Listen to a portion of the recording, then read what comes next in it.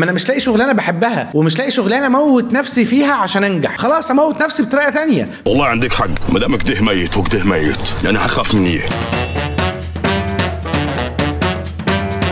دلوقتي وانا هشتغل وهموت نفسي عشان حاجه بحبها وهو ده اللي هشتغل عشانه، ولا هشتغل عشان الالتزامات اللي عليا؟ اشتغل عشان الاثنين. يعني لو مش عندك الالتزام بتاع الحاجه اللي انت هتتحبس عشانها، خلاص اشتغل ودور على شغلانه بتحبها. لو انت ما لقيتش الشغلانه اللي بتحبها وعايز برضو تنجح، اخلق لنفسك التزام بقى يا اخي. في الاخر انت لازم تدور على طريقه تموت بيها نفسك عشان نوصل للنجاح. عايز تجيب 50,000 جنيه، قدامك حل من الاثنين عشان تجيب 50,000 جنيه. رقم واحد، تدور على شغلانه بتحبها تموت نفسك فيها عشان تجيب ال 50,000 جنيه، او تلزم نفسك بقسط بجمعيه، بقسط عربيه، بقسط شقه عشان تجيب ال 50,000 جنيه. غير كده مش هتجيب ال 50,000 جنيه، هتقعد نفسك في ال 50,000 جنيه، اقسم بالله ما هتجيب ال 50,000 جنيه. الناس بتنجح لما تلاقي الاسباب اللي هتنجح عشانها او الالتزام اللي هيسوقها للنجاح، فدور على واحده فيهم.